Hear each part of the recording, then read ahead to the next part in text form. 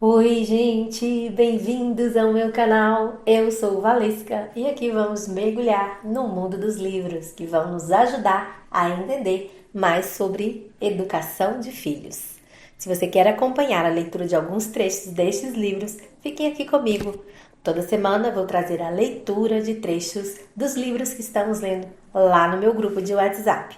Vou deixar o link na descrição do vídeo caso queira receber todos os dias áudios, PDFs, atividades e ofertas que disponibilizo lá. Você será muito bem-vindo. Já se inscreve, deixe seu like, seu comentário, compartilhe esse vídeo, ative o sininho e vem comigo.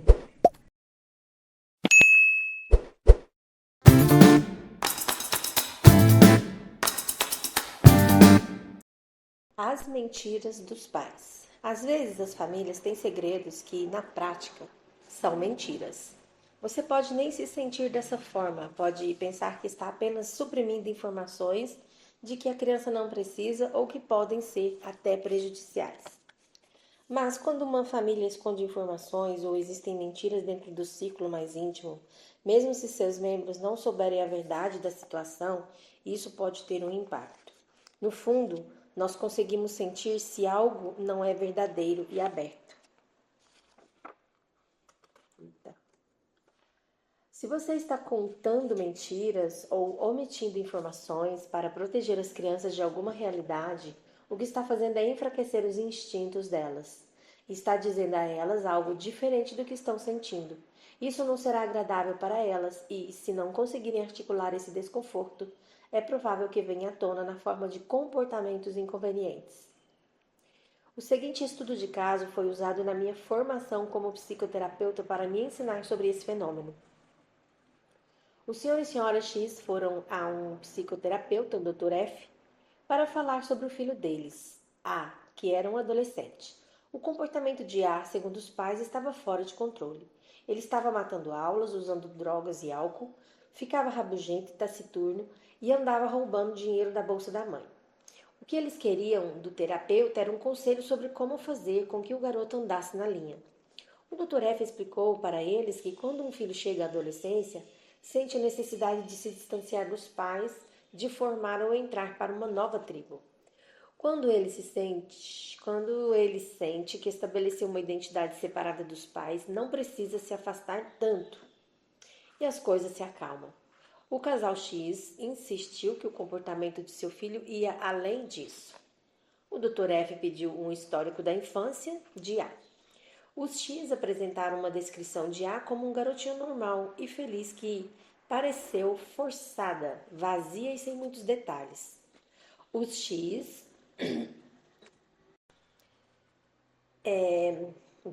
os X se entreolharam como se estivessem trocando algum segredo. O Dr. F notou. Ele disse: "O que vocês não estão me contando?" Os X ficaram em silêncio e se entreolharam de novo. "Vocês dois sempre se deram bem?" O Dr. X perguntou. "Nós não estávamos juntos no começo", o senhor disse por fim.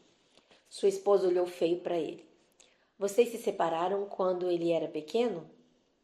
Então a verdade veio à tona. O senhor X não era o pai de A, mas A pensava que sim. O verdadeiro pai de A, segundo a senhora X, não prestava. Era mulherengo, alcoólatra e quando A tinha 1 ano e meio morreu em um acidente de carro causado por dirigir embriagado. "Ah, não se lembraria dele, ele quase nunca estava lá mesmo", disse a senhora X. "Ele pode não se lembrar conscientemente, mas em algum nível pode ter sentido a presença dele e depois a ausência", o Dr. F sugeriu. "Nosso medo é que esse tipo de comportamento esteja nos genes dele", disse a senhora X. "O comportamento", explicou o Dr. F, "é uma forma de comunicação, tem significado. Então, o que o comportamento de A está dizendo a vocês? Está dizendo pra gente se foder. Desculpa, gente, a expressão. Respondeu o senhor X, que é o que está escrito aqui. Nem eu estava esperando. Vocês contaram uma mentira para uma mentira enorme. Ele não sabe qual é, mas deve sentir de alguma forma que alguma coisa não se encaixa. E isso perturba, diz o senhor F, o Dr. F.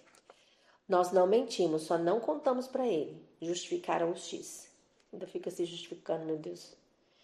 Mentira por omissão, definiu o Dr. F. Então, o que a gente deve fazer? Perguntaram os X. Não vou dizer a vocês o que fazer, mas estou achando que isso pode ser parte do problema. Os X decidiram contar ao filho. Ele ficou furioso, descobriu que seu pai biológico tinha um irmão, foi conhecer o tio, começou a se esforçar mais, melhorou na escola e entrou na faculdade. Seus pais realizaram seu desejo de que seu filho se comportasse. Bastou que reparassem a ruptura. Isso significou entender a raiva de seu filho, assumindo terem preferido a imagem de uma família perfeita a contar a verdade, reconhecendo o impacto que isso havia tido sobre o garoto, pedindo desculpas e aceitando os sentimentos dele a respeito da história. Nunca descobri se isso aconteceu, pois a história acaba aqui. Com muita frequência, quando fingimos que alguma coisa não está acontecendo ou não aconteceu, mentimos por omissão para os nossos filhos. É natural querer protegê-los de sentimentos difíceis, mas o problema não são os sentimentos deles, e sim nosso temor de que virem um problema. Portanto, acredito que seria melhor se eles fossem informados. Por exemplo, que os pais estão enfrentando dificuldades, trabalhando para resolvê-las e torcendo que isso aconteça, em vez de manter em segredo questões que afetam o mundo de seus filhos. Se eles ficarem preocupados, você pode tranquilizá-los. Se não contarmos uma notícia muito ruim de uma forma que a criança consiga lidar, ela vai notar a atmosfera de qualquer maneira e pode encontrar explicações piores, ainda piores. Não acredito que se deva mentir para as crianças, nem mesmo por omissão. Portanto, sou contra esconder más notícias, como a morte de alguém importante na família. Mas a notícia precisa ser dada explicando que, embora nós estejamos nos sentindo tristes agora e nunca vamos esquecer a pessoa, vamos nos acostumar com a perda e a vida vai seguir em frente e voltar a melhorar. Da mesma forma, se um dos pais, que até então vivia na casa, for embora, isso precisa ser discutido antes de acontecer. E as crianças precisam saber os planos e a rotina proposta de como seu mundo vai continuar existindo. Ou seja, ainda ver os pais com frequência e uma regularidade previsível. Provavelmente uma forma apropriada à idade de comunicar qualquer coisa. Por exemplo, você pode dizer: estou doente, vou ao médico e com um pouco de sorte vou melhorar. Desculpa se pareço distante, a preocupação com a minha doença não, né? Com a saúde no caso. Isso é melhor do que guardar segredos sobre um câncer. Caso a criança seja adotada, é melhor contar a ela de uma maneira apropriada à idade desde o começo, para que nunca sofra o choque de descobrir por si só. Não temos como proteger as crianças de perdas e calamidades inevitáveis que a vida lança contra nós e contra elas, mas podemos estar ao seu lado e compartilhar, ajudar a conter os seus sentimentos quando, inevitavelmente, as tragédias acontecerem.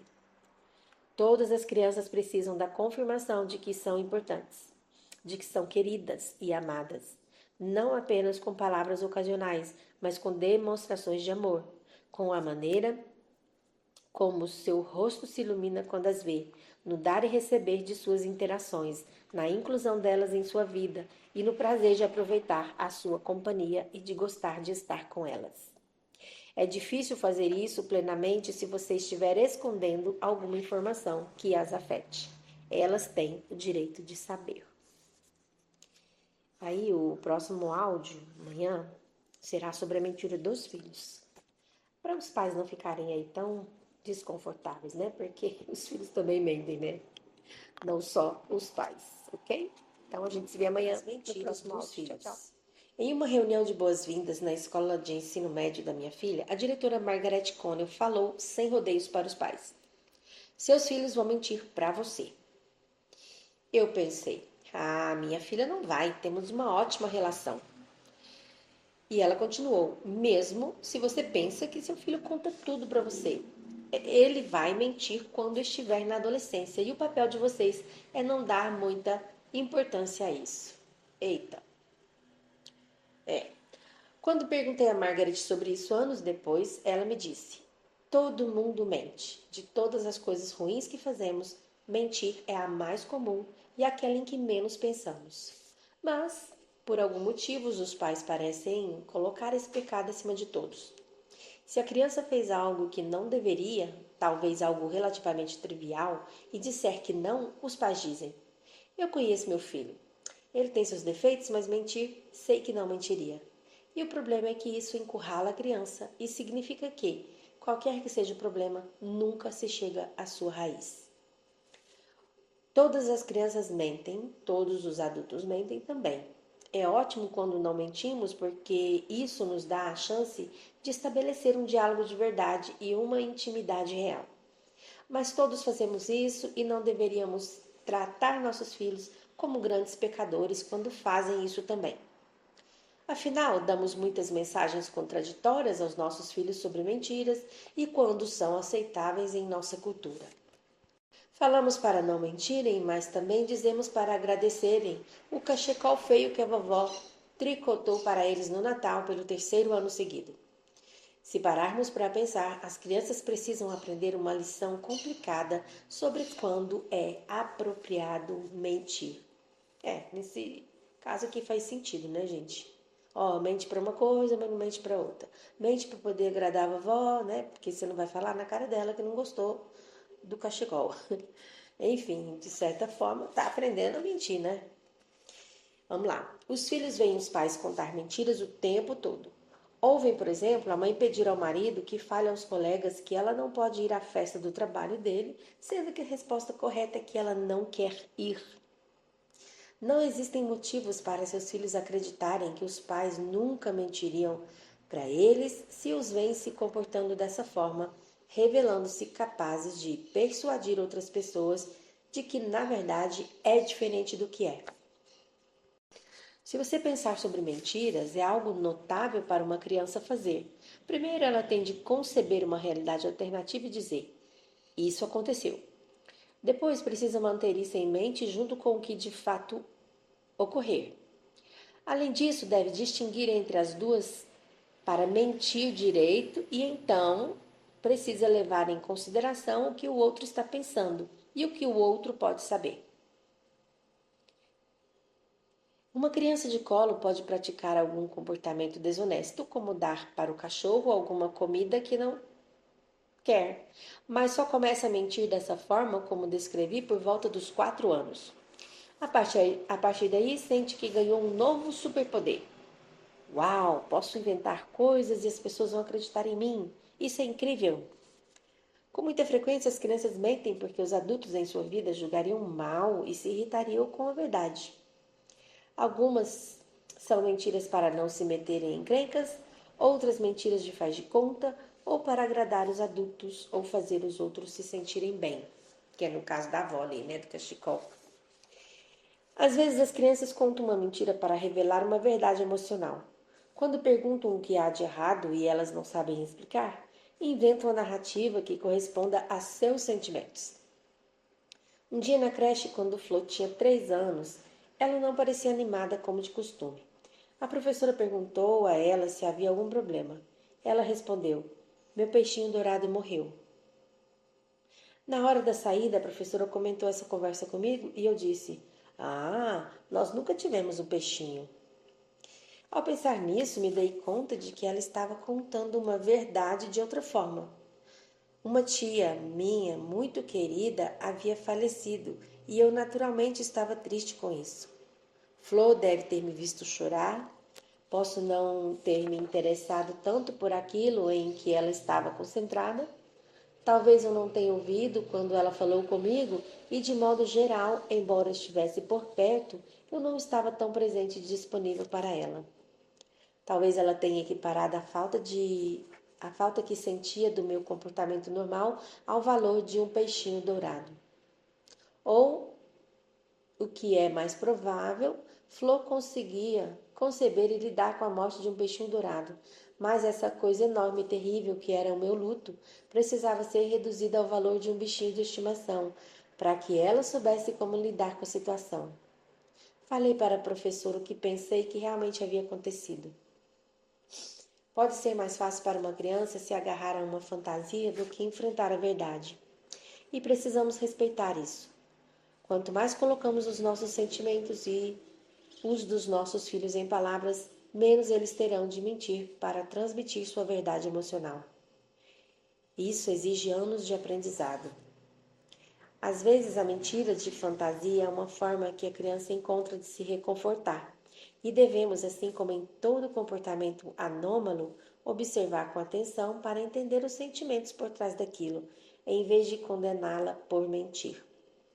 Se ela não conseguir absorver a enormidade de um acontecimento, como a minha filha no caso da morte da minha tia, a criança vai decompor isso na forma de um peixinho dourado ou algo equivalente. E há ainda outros motivos por que seus filhos vão mentir quando ficarem mais velhos. Assim como você pode ter previsto, as sábias palavras da senhorita Connell se concretizaram. A Flor mentiu para mim aos 15 anos. Quando descobri, me lembrei das palavras da diretora e não tratei isso como se fosse a maior tragédia da nossa vida. Em vez disso, ouvi a explicação dela. Ela e uma amiga contaram aos pais que estavam estudando uma na casa da outra, mas na verdade foram ao bar do departamento estudantil de uma universidade da região. Realmente escutei quando ela disse que precisou mentir porque eu nunca deixaria ir.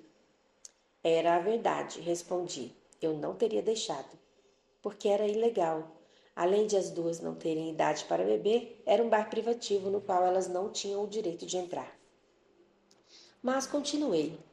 O verdadeiro motivo por que eu não teria deixado que ela fosse era medo.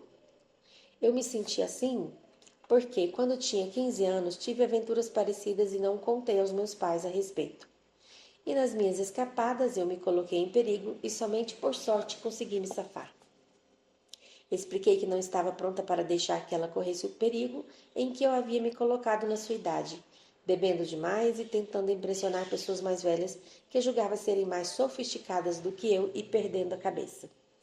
Falei que ela teria de esperar até que eu me sentisse confiante a ponto de permitir coisas desse tipo, e disse que entenderia caso se sentisse frustrada com isso. E, no ano seguinte, realmente me senti mais confiante a ponto de lhe dar mais liberdade. Quando Flor tinha 16 anos, deixei que ela acampasse em um festival de música pop com um grupo de amigas da sua idade, e nada de ruim aconteceu a nenhuma delas. Revelei meus medos nas conversas que tivemos antes que ela fosse, e disse: O que você faria? Desculpa, vou voltar aqui. O que você vai fazer se a bateria do seu celular acabar e você tivesse perdido das amigas? Como saber se uma droga que oferecem para você é perigosa? Uma pergunta que embutia uma pegadinha muito esperta da minha parte. Suas respostas foram bastante sensatas. Agora que Flor é adulta, pode se divertir me assustando com algumas das coisas que deixou de mencionar na época. Aparentemente, às 3 da madrugada, a barraca delas era a única em que não estava acontecendo nada. Então, ela e uma amiga saíram, caminharam por quilômetros até a estação de trem e dormiram lá. Ai, meu Deus! Uma aventura maravilhosa para duas adolescentes. Flor achou melhor não me contar na época porque gostou de guardar esse segredo.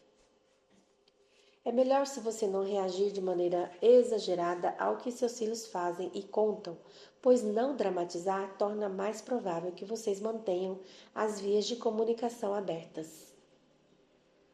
Talvez eu tenha errado ao reagir de maneira exagerada com meus medos, me desviando demais do ideal de contenção e por isso ela não e por isso só me considerou preparada para ouvir essa história anos depois.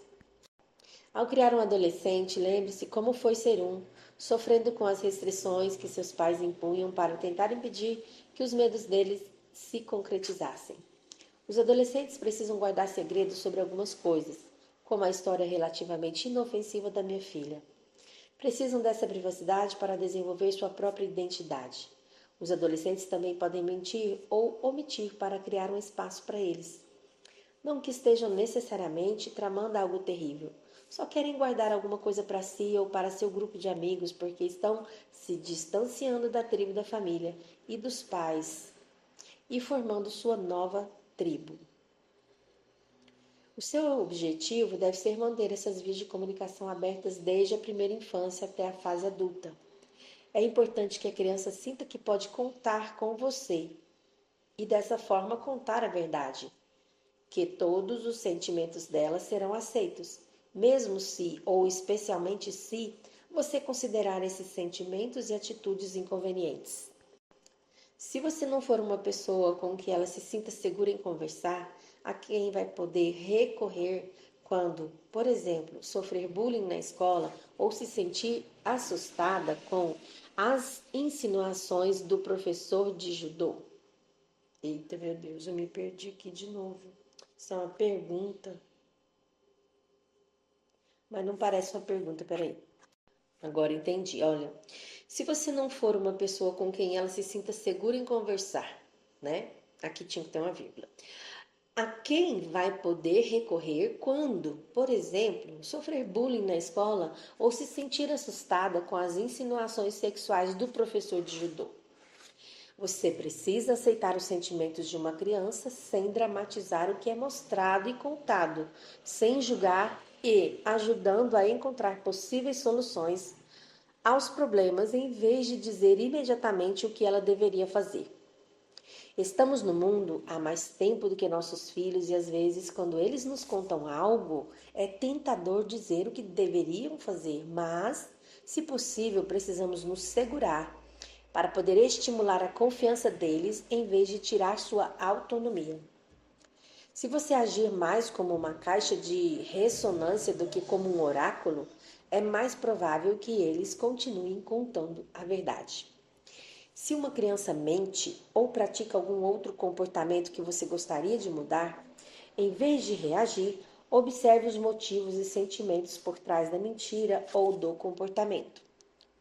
Se você entender e validar esses sentimentos, vai dar uma chance para ela encontrar formas mais aceitáveis de se expressar e lidar com suas necessidades. Margaret Connell me contou uma história sobre uma das alunas dela. Uma época, tive uma aluna que, sempre que acontecia algum desastre no mundo, dizia ter alguma relação com a coisa. Quer fosse um terremoto ou um acidente de trem, tinha um primo de segundo grau, ou um meio-irmão, ou um amigo da sua família no meio. Depois de um tempo, me dei conta de que isso era meio improvável e que ela era motivada a mentir para chamar a atenção e receber empatia, provavelmente porque não conseguia ou não deixavam que ela fizesse isso de maneira direta. Por isso, inventava esses cenários improváveis com base no noticiário do dia. Para chegar à raiz do problema, é importante ir além das mentiras e descobrir o que está faltando na vida dessa criança. Ou o que está acontecendo, ou aconteceu com ela, para que precise de tanta atenção e empatia. E também o que está acontecendo para que tenha de dar tantas voltas para conseguir isso. Você pode pensar, sim, mas mentir é errado de qualquer maneira. No entanto, uma visão rígida e moralista sobre mentiras não torna uma criança mais sincera. Na realidade, pesquisas mostram que isso só torna suas mentiras mais sofisticadas. A pesquisadora Victoria Talvar visitou 2 escolas na África Ocidental com alunos de perfis parecidos, mas regimes disciplinares muito diferentes. Uma era mais ou menos equivalente a uma escola ocidental típica.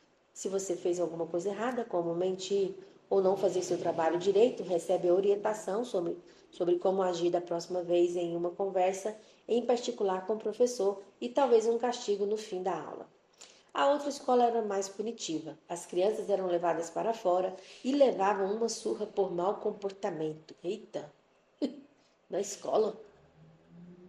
Que isso? Talvar estava interessada em ver qual regime seria melhor para educar uma criança sincera, então fez um experimento chamado de jogo de espiar.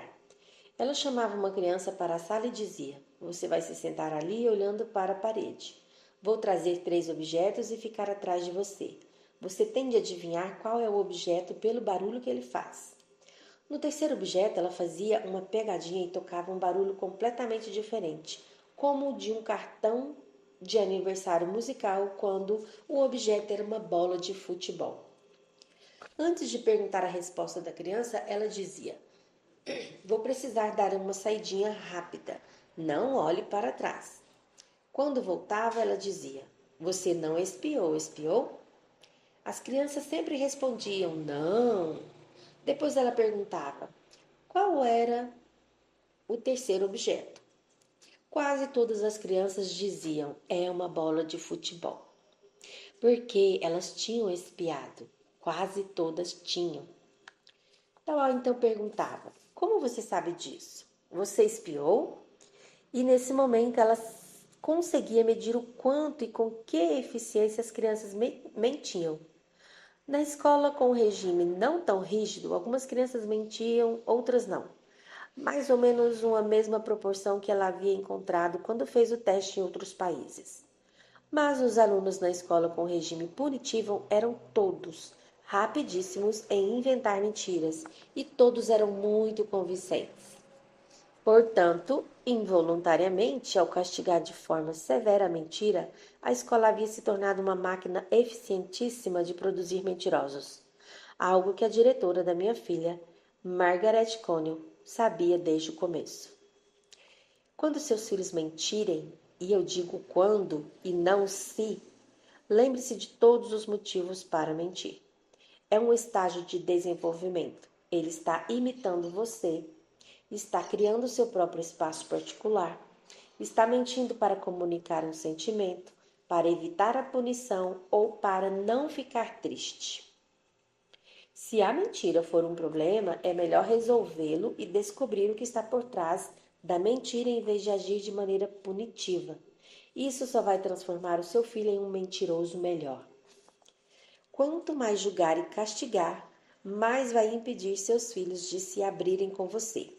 Eles ainda vão querer agradar, ter sua aprovação, mas vão fazer isso deixando a honestidade de lado, afastando-se da sua verdadeira identidade, talvez à custa da sua saúde mental. Um regime draconiano não produz bons cidadãos em termos de moralidade. Tampouco tende a promover uma relação mutuamente gratificante com você, o que, por sua vez, pode prejudicar a capacidade deles de formar relações sustentáveis e satisfatórias na vida. Lembre-se das palavras de Margaret Connell: seus filhos vão mentir e seu papel não é dar tanta importância a isso. Bem longo esse áudio, né? Acho que o mais longo até agora. Mas é isso aí. Bora pra frente. Defina a sua perspectiva, não a dos seus filhos.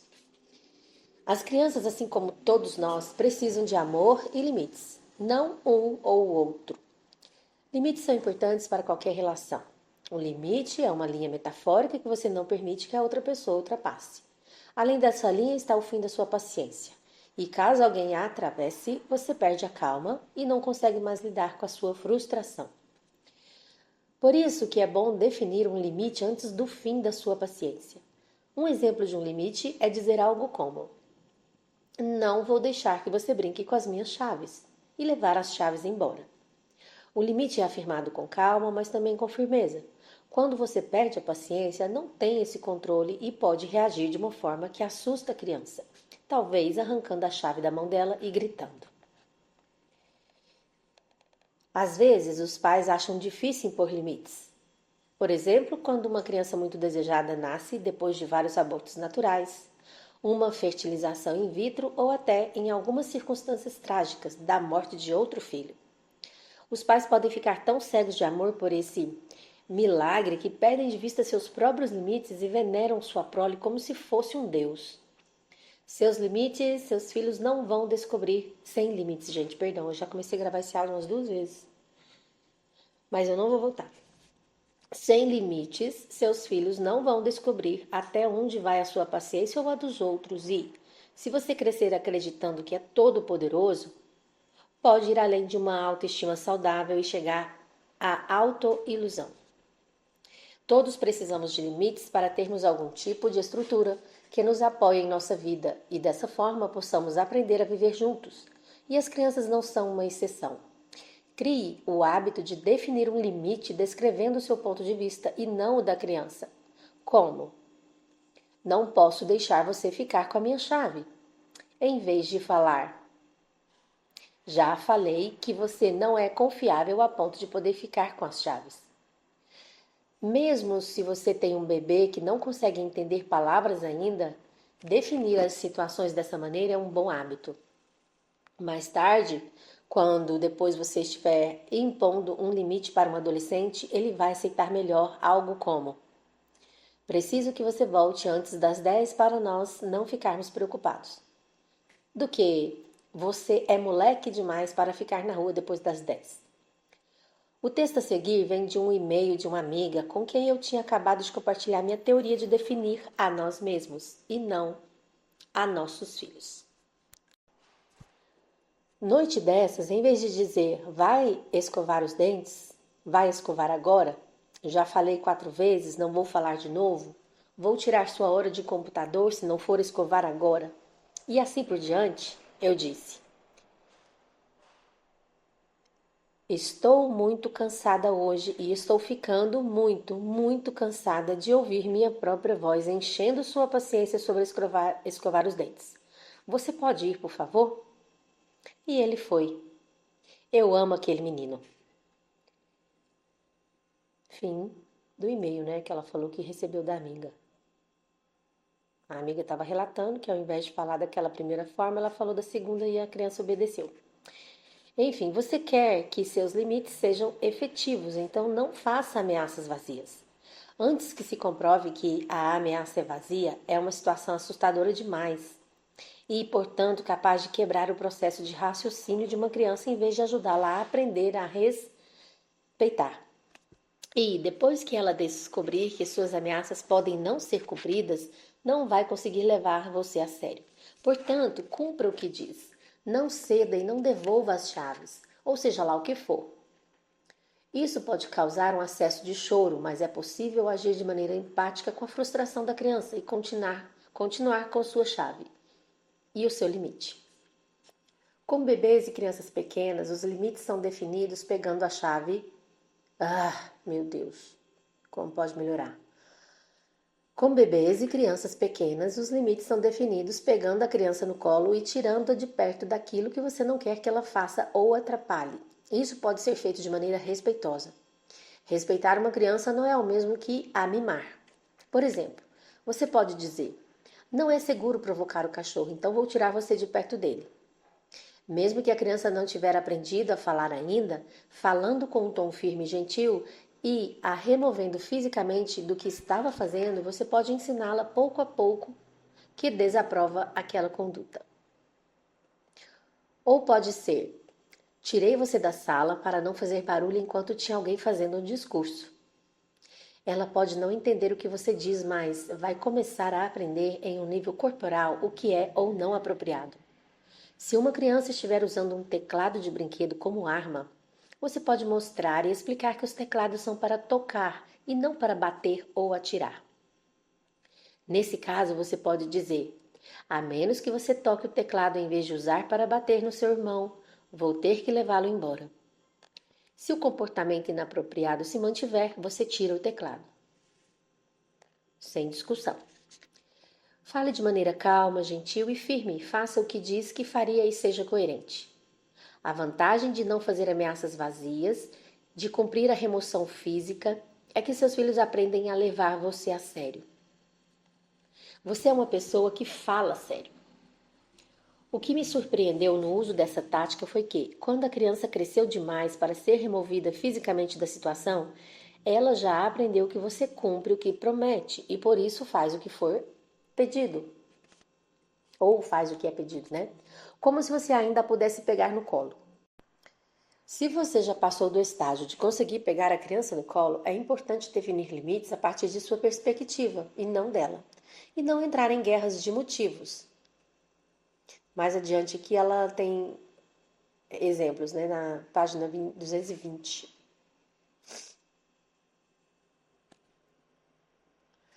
Bom, continuando. Lembre-se, vocês dois estão do mesmo lado. Vocês dois querem estar contentes. A maneira de conseguir isso é ouvir e ter empatia com os sentimentos da criança, conter a frustração dela e aprender quando ser firme. Quando sua paciência está chegando ao fim ou quando a segurança dela está em risco, ou, mais normalmente, quando seus medos sobre a segurança dela são mais do que você consegue tolerar. E claro, quando ser flexível. Você pode ser flexível quando, por exemplo, uma mudança de planos ou expectativas não vai atrapalhar nada no longo prazo. Quando está sendo firme apenas para manter as aparências ou quando está mais perto de manipular seus filhos do que de se relacionar com eles. Enquanto eu escrevia isso, estava escutando algumas crianças brincando no jardim do vizinho. Elas estavam ficando mais e mais barulhentas e começavam a parecer à beira da histeria. Então, escutei uma adulta se dirigir a elas. Para mim, o barulho de vocês está alto demais. Ou vocês brincam quietinhos aqui fora, ou vão ter que entrar. Adorei a voz firme e calma dela e me senti mais segura, como se eu fosse uma daquelas crianças que estavam perdendo o controle e precisavam de um limite. Depois de um tempo, elas voltaram a ficar barulhentas, e ela saiu e disse com uma voz mais firme: Muito bem, para dentro agora! E todas entraram. As crianças sabiam que ela estava falando sério. Estabelecer seu limite com o mínimo de negatividade possível também ajuda. Então, em vez de falar não pinte nas paredes, diga as paredes não são para pintar, o papel é para pintar. Tome aqui um papel. No exemplo a seguir, de um reparo após uma ruptura, a mãe de Aoife, Gina, aprendeu a fazer isso com uma criança de colo. Acabamos de ter um momento muito fofo. A Oife estava lavando as mãos depois de pintar e encheu uma tigela com água e a colocou com cuidado de lado. Eu disse: Você foi tão cuidadosa com isso, Aoife? E ela disse: Sim, eu fui. Então ela me abraçou. Percebi que, em vez de ser positiva, costumo dizer: não derrame a água, não molhe o piso. Então, o abraço dela foi minha recompensa pelo bom comportamento como mãe. No começo, os limites são para manter a criança em segurança. Podemos dizer: brinque no jardim e não na rua, porque a rua não é segura. Depois passam a ser sobre pensar no ambiente e nas outras pessoas. Muitas vezes, quando os pais impõem um limite, fingem que a questão não tem nada a ver com eles. Dizemos coisas como: Você precisa desligar a televisão depois desse programa porque já assistiu demais. Ao fazer isso, você está definindo a criança e não a si mesmo. Ninguém gosta de ser definido ou de ouvir o que precisa fazer quando não acha que isso seja necessário. Nesse caso, o que realmente você quer dizer é: não quero mais a televisão ligada, então vou desligar depois desse programa. Além de ser bom se autodefinir em vez de fingir para a criança e para si mesmo que está agindo com objetividade, isso também é um bom modelo para ela. Você está mostrando que escuta seus próprios sentimentos, entende o que quer a partir do que sente, depois vai atrás do que quer. Esse é o segredo para manter a sanidade. Você pode ter lido em algum lugar que não é bom para as crianças ter mais do que 1 hora de tela por dia. Por isso, pode achar que está afirmando um fato objetivo quando diz que elas já viram TV demais e precisam desligar o aparelho. Mas elas podem achar que não foi demais, então você as está convidando para um jogo indesejado de tênis de fatos. Portanto, defina a situação a partir da sua perspectiva. Apresente seu limite com uma afirmação sobre você. Diga como se sente. Não vou gostar se você ficar mais tempo na frente da televisão. Então, vou desligar depois do fim desse programa. Quer brincar de alguma outra coisa ou me ajudar a fazer o jantar? Perder a calma com a criança vai traumatizá-la e fazer com que ela se feche. Por isso, é muito melhor saber até onde vai a sua paciência e definir um limite antes de você chegar a esse ponto. Quando impõe o limite, você suspende um comportamento Já quando sua paciência chega ao fim, você estoura porque o limite não foi colocado. Portanto, se você perde a calma depois de escutar vídeos do YouTube e desenhos por 2 horas, essa é a tolerância máxima da sua paciência. Então você precisa definir um limite menor que 2 horas. Os limites beneficiam a pessoa para quem o definimos, mas também são para o benefício de quem os impõe, e não podemos fingir que não. Se você finge que tem razões válidas para um limite, está ensinando seus filhos a esconder seus verdadeiros sentimentos por trás de justificativas. Isso vai tornar a comunicação entre vocês mais difícil, pois eles vão ficar bons no jogo de elaborar argumentos em vez de compartilhar o que sentem.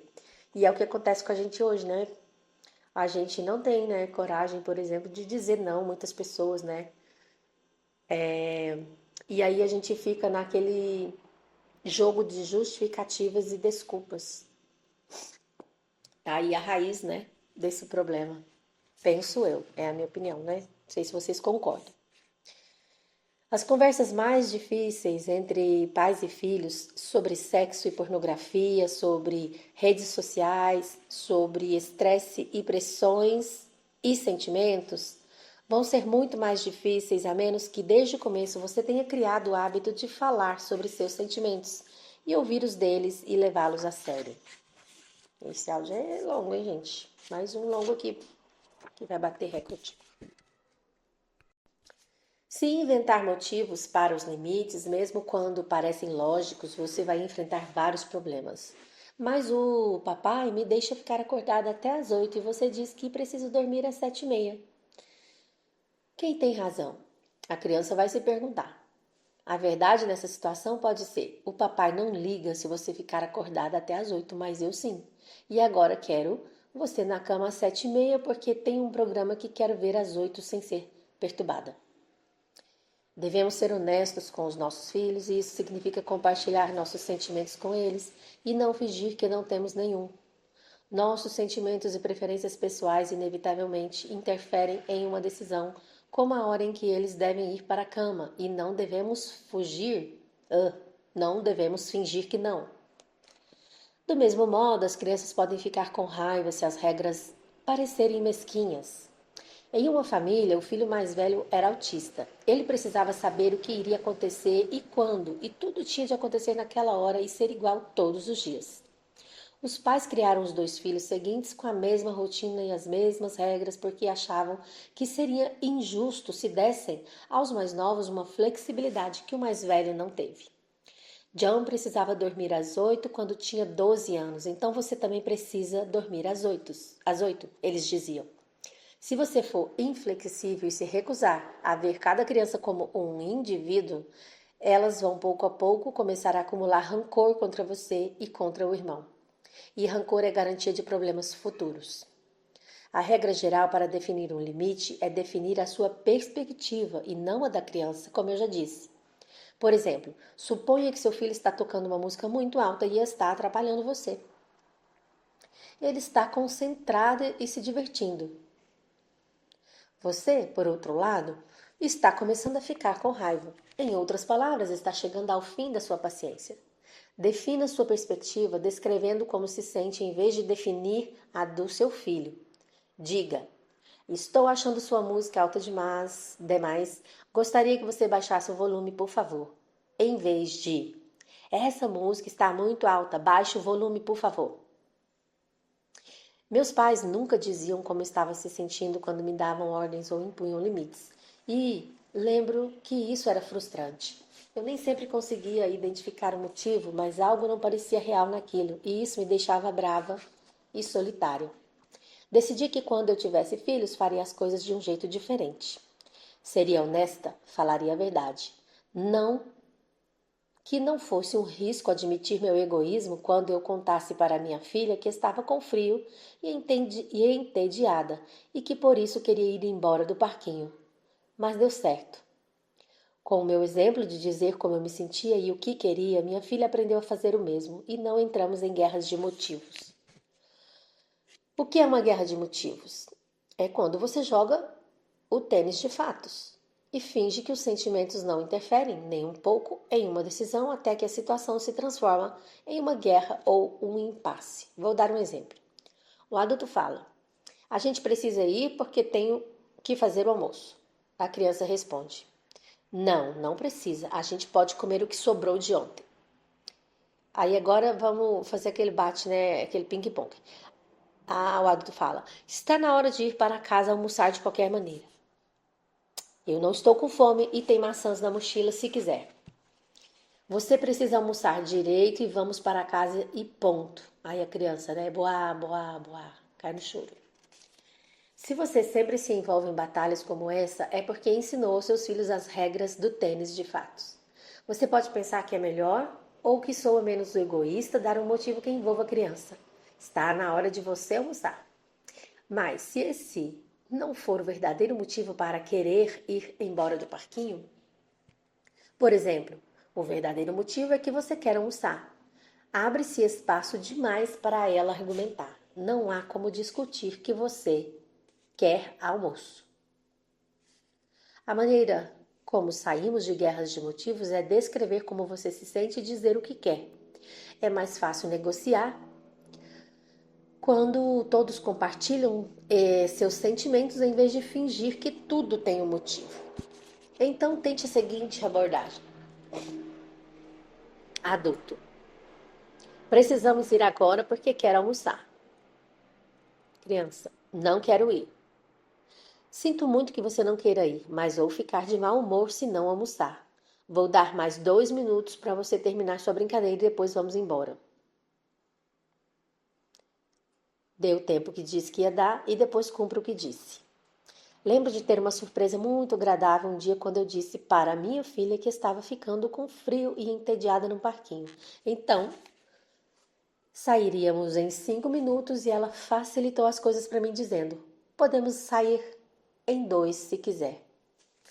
Uma criança que é respeitada, sendo ouvida e tendo seus sentimentos levados a sério, tem menos inclinação a agir por frustração e é mais propensa a querer se dar bem com você e ter empatia. Uma criança que não é muito escutada será mais exigente. Com crianças muito pequenas, são necessários muitos anos até elas conseguirem se articular claramente. Então, você vai precisar ouvir por meio da observação. Aqui vai um estudo de caso para exemplificar o que eu quero dizer. Meu filho Paul, de 6 anos, tem dificuldades de fala e linguagem provavelmente relacionadas a autismo, mas ainda não tivemos um diagnóstico formal. Quando ele era menor, a casa às vezes parecia uma zona de guerra. Depois que eu e minha mulher começamos a tentar entender a vida da perspectiva dele, a vida de todos nós melhorou. Precisamos dedicar muito tempo e esforço observando e escutando para aprender com ele. Ele nos ensinou a ser pacientes. Aprendemos sobre quando podemos estimulá-lo a ir um pouco além e quando recuar. Também temos uma filha que é 2 anos mais velha do que ele. Como ela é mais parecida conosco, na maneira como age, não tivemos de quebrar tanto a cabeça. Mas, enquanto aprendíamos com o nosso filho, começamos a observar e escutar melhor nossa filha também. Embora ela sempre fosse muito agradável, notamos que, à medida que começamos a ser mais atenciosos, ela começou a ser mais atenciosa conosco também. Fim do áudio. Tá aí o recordista. No próximo áudio a gente vai ver como é definir limites com crianças mais velhas e adolescentes, ok? Então, até o próximo áudio. O livro tá acabando, hein, gente? Vamos continuar firme aí. E se você chegou até aqui, de coração, muito obrigada. Isso mostra que você se importa de verdade em oferecer o melhor para os seus filhos. E isso já é um passo gigante na jornada da educação com amor e consciência. Se esse vídeo te ajudou de alguma forma, quero te pedir novamente, deixa o seu like, se inscreve no canal e ativa o sininho, porque aqui tem sempre conteúdo pensado com carinho para apoiar tanto você, mamãe, quanto você, papai. E tem mais um vídeo incrível aqui no canal que está aparecendo na tela agora. É só clicar e continuar essa jornada com a gente. Um grande beijo e até o próximo vídeo.